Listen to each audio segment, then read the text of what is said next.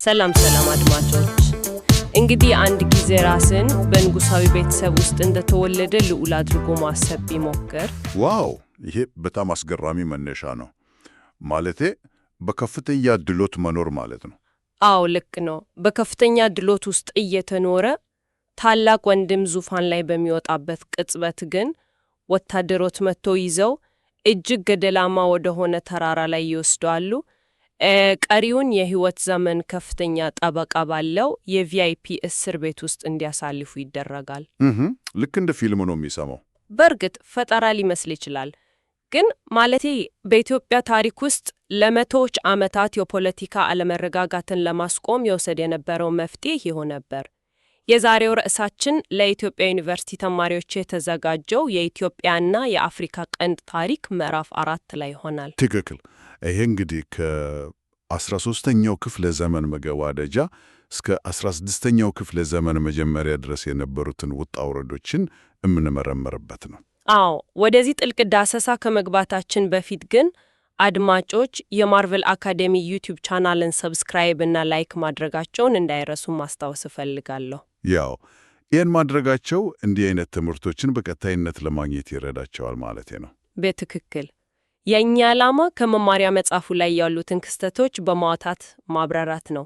ይዘቱን ልክ እንደ ማይንድ ማፕ ብንዘረግፈው 4.1 የሶሎሞናዊ ሥርወ መንግሥት ግንባታና እድሳት የሚል ይሆናል። አዎ፣ ቀጥኔ 4.2 የክርስቲያኑ መንግሥት የሥልጣን ሽኩቻ እና የግዛት ማስፋፋትን ይዛል። 4.3 ደግሞ የእስልምና ሱልጣኔቶች እንቅስቃሴ ነው።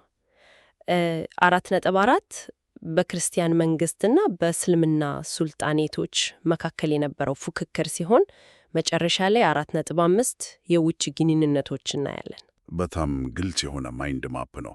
እንግዲህ ይህን ይዘን ስነሳ ክስተቶች ዝም ብለው በአጋጣሚ የሚፈጠሩ አይደሉም።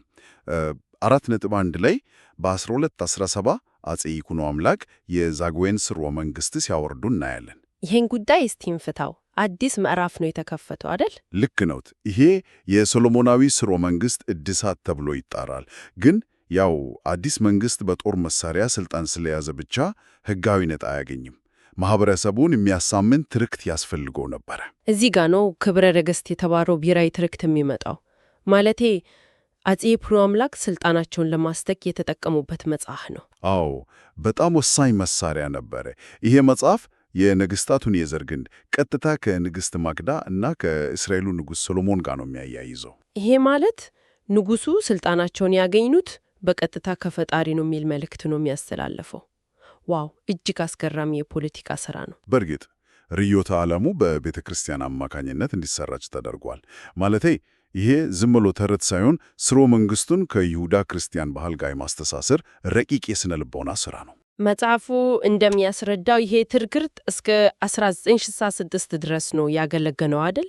አፄ ኃይለ ሥላሴ ከሥልጣን እስከ ወረዱበት ጊዜ ድረስ። አዎ፣ የሐሳብን ኃይል እዚህ ላይ ማየት ይቻላል። ግን ያው ሕጋዊነት መገኘቱ ብቻ የውስጥ ሰላምን አላመጣም። 4.2.1 ላይ ስንደርስ ይሄን እናያለን። እውነት ነው። ይኩኖ አምላክ በ1285 ሲሞቱ ከፍተኛ የዙፋን ሽኩቻሮ የተፈጠረው። መንግስቱ ሊፈራረስ ምንም አልቀረውም ነበር። ልክ ነው።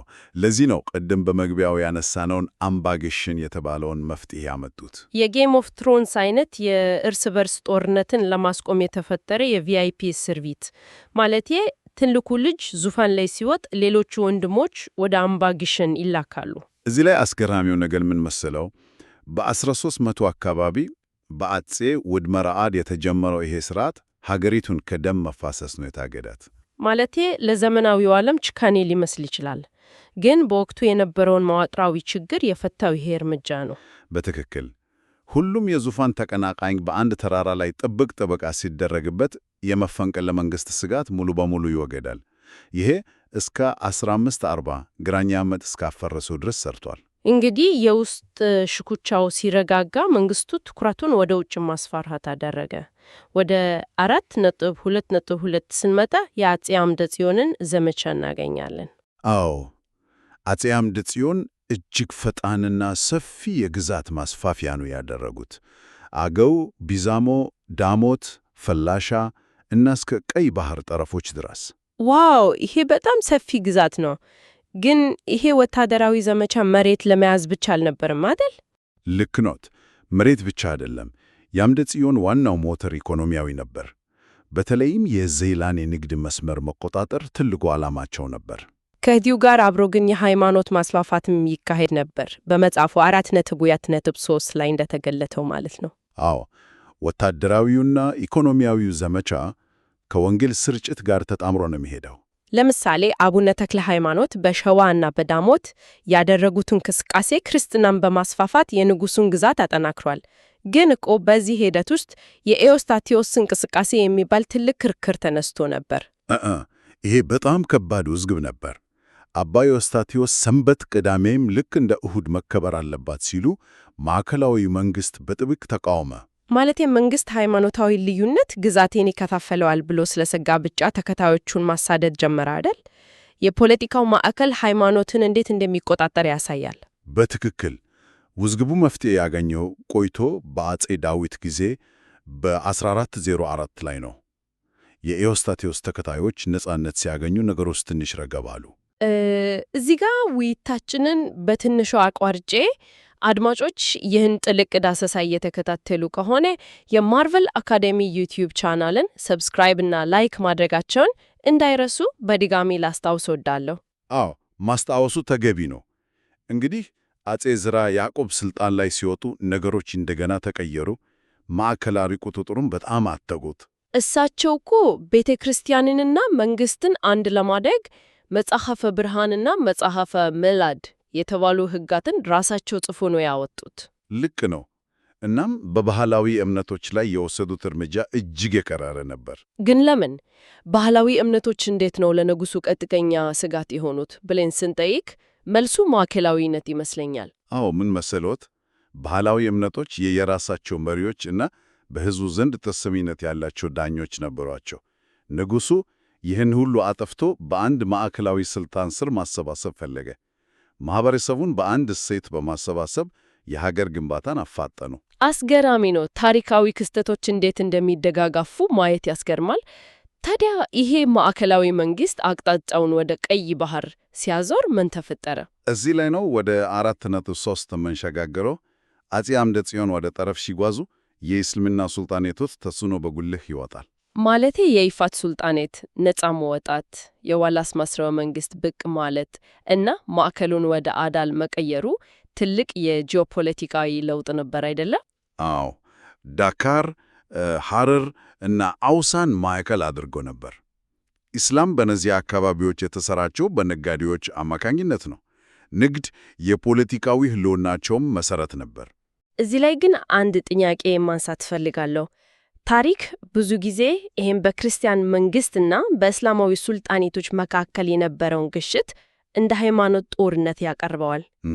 ግን መጽሐፉ ላይ እንደምናየው ይህ የሃይማኖት ጦርነት ብቻ ሳይሆን የዜላን የንግድ መስመር ለመቆጣጠር የተደረገ የኢኮኖሚ ፉክክር አይደለም እንዴ? 100% ልክ ነዎት።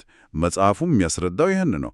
ሃይማኖት ህዝብን ለማስተባበር አገልግሏል፣ ግን የችግሩ መሰረት ኢኮኖሚያዊ ነው። ለምሳሌ በሳት 1328 የይፋቱ ሱልጣን ሐቀዲን አንደኛ የአጼ አምደ ጽዮንን ነጋዴዎች ማሰሩ ነው አይደል ጦርነቱን የጀመረው? አዎ፣ ዕቃ መወረሱም ጭምር። አምደ ጽዮንም እርምጃ የወሰደው የንግድ መስመሩ ስለተዘጋበት እንጂ ስለ ሃይማኖት ብሎ አልነበረም። የሱልጣኔቶቹ ህልውና በንግድ ላይ የተመሰረተ ስለነበረ የክርስቲያኑ መንግስት መስፋፋት እንደ ትልቅ አደጋ ታያቸው። የንግድ ፍክክር እንግዲህ ለዘመናት ቀጥሏል። የይፋት መዳከምን ተከትሎ ማዕከሉ ወደ አዳል ሲዞር ግጭቱ አዲስ መልክ ያዘ። ልክ ነው። በኋላም የማሂፉዝና የኢማም አህመድ ኢብራሂም አልጋዚ ወይም አህመድ ግራኝ መነሳት የተከሰተው በዚሁ የንግድና የፖለቲካ ፍክክር ውጥረት ውስጥ ነው። ይህን ሁሉ ስናይ የንግድና የፖለቲካ ፍክክሩ የሀገር ውስጥ ጉዳይ ብቻ አልነበረም። ወደ 4.5 ስንገባ የውጭ ግንኙነቶችና የዲፕሎማሲ ሥራዎች በጣም ያስገርማሉ። አዎ፣ በተለይ በመጀመሪያ ከግብፅ ጋር የነበረውን ግንኙነት ስንመለከት አጼ አምደ ጽዮን በግብፅ ባሉ ክርስቲያኖች ላይ ጥቃት ሲደርስ የአባይን ወንዝ አቅጣጫ እቀይራለሁ ብለው ነበር። ማለቴ ይሄ እንደ ኒውክሊየር ጦር መሳሪያ አይነት ከባድ የጂኦፖለቲካዊ የመደራደሪያ ካርድ ነው። እርግጥ ነው ይህ የሀገራቱን የዲፕሎማሲ ጥንካሬ ያሳያል። ግብፅ በኢትዮጵያ ላሉ ሙስሊሞች መብት ስትከራከር፣ የኢትዮጵያ ነገሥታት በግብፅ ላሉ ክርስቲያኖች ይሟገቱ ነበር። አባይ ደግሞ የድርድሩ ማዕከል ነበር። ከክርስቲያን አውሮፓ ጋር የነበረው ግንኙነትስ? ፕሬስተር ጆን የሚባለው አፈታሪክ በጣም አስገራሚ ነው። በአውሮፓውያን ዘንድ በምስራቅ ኃይለኛ ክርስቲያን ንጉሥ አለ ተብሎ ይታመን ነበር። ያው ይሄ የዚያ ዘመን የሐሰተኛ ዜና ወይም ፌክ ኒውስ ነው። አውሮፓውያን የሌለንን ንጉሥ ፈልጎ የውጭ ፖሊሲያቸውን ይቀርጹ ነበር። ማለቴ የኦቶማን ቱርክን ለማሸነፍ ከዚህ ንጉሥ ጋር ጥምረት መፍጠር ይፈልጉ ነበር አይደል? አዎ። የኢትዮጵያ ነገሥታትም ይሄን ተጠቅመው በተለይ አጼ ዳዊት፣ እስሐቅ እና ዘርዓ ያዕቆብ የጦር መሣሪያና ባለሙያዎችን ለማግኘት ዲፕሎማቶች ልከዋል። በዚህ ዓለም አቀፋዊ የዲፕሎማሲ መድረክ የንግሥት ኢሌኒን የሩቅ እይታ ሳንጠቅስ ማለፍ የለብንም። የቀድሞ የሃዲያ መሪ ነበሩ፣ በኋላም የአጼ ዘርዓ ያዕቆብ ባለቤት የሆኑት። የንግሥት ኢሌኒ የፖለቲካ ብስለት አቻ አልነበረውም። የኦቶማን ቱርኮች በቀይ ባህር መስፋፋት ሲጀምሩ ቀጠናውን እንደሚውጡት ቀድመው ተረዱ እና ከፖርቹጋል ጋር ጠንካራ ጥምረት ለመፍጠር ኤምባሲ ልከው ነበረ። መሪዎች ከድንበራቸው ባሻገር ያለውን ጂኦፖለቲካዊ መተንተን አቅማቸው አስደናቂ ነው። ልክ ነውት። ይህ ከፍተኛ ስልታዊ ጠቀሜታ ነበረው። እንግዲህ አጠቃላይ ታሪኩን ስናሰባስበው ይሄ ከ13ኛው እስከ 16ኛው ክፍለ ዘመን ያለው ጊዜ የዘመናዊቷን ኢትዮጵያ መሰረት የጣለው ውስብስብ የለውጥ ዘመን ነው። አዎ፣ የውስጥ መረጋጋቱ፣ የዜላ ንግድ እና በአባይ ወንዝ ዙሪያ የነበረው ዲፕሎማሲ ሀገሪቱን ቀርጿታል። ይህን ከመዝጋታችን በፊት ግን ለአድማጮች አንድ ቀሳቃሽ ሐሳብ መተው ፈልጋለሁ። እሺ፣ ምን ይሆን? ንግሥት ኢሌኒ የኦቶማን ቱርክን አደጋ አስቀድመው እንዳዩት ሁሉ በታሪክ ውስጥ ምን ያህል ትልልቅ ዓለም አቀፍ ክስተቶች መሪዎች ከድንበራቸው ባሻገር ያለውን ፖለቲካ ቀድሞ በማንበባቸው ተቀይሮ ይሆን? ይህ መረጃን የመተንተን አቅም ዛሬስ ምን ያስተምረናል? እውነትም አእምሮን የሚያነቃቃ ሐሳብ ነው። ታሪክ የትላንት ማህደር ብቻ ሳይሆን ወደፊት የሚመጣውን ለመረዳት የሚያስችል መነጽር ነው። ይሄን ጥልቅ ዳሰሳ እስከ መጨረሻው ለተከታተሉ ሁሉ ምስጋናችን የላቀ ነው። አሁንም የማርቨል አካዴሚ ዩቲዩብ ቻናልን ሰብስክራይብ ማድረግ እና ቪዲዮን ላይክ ማድረግ እንዳይረሳ ያሳሰብን። በቀጣይ እስክንገናኝ ቸርን ሰንብት።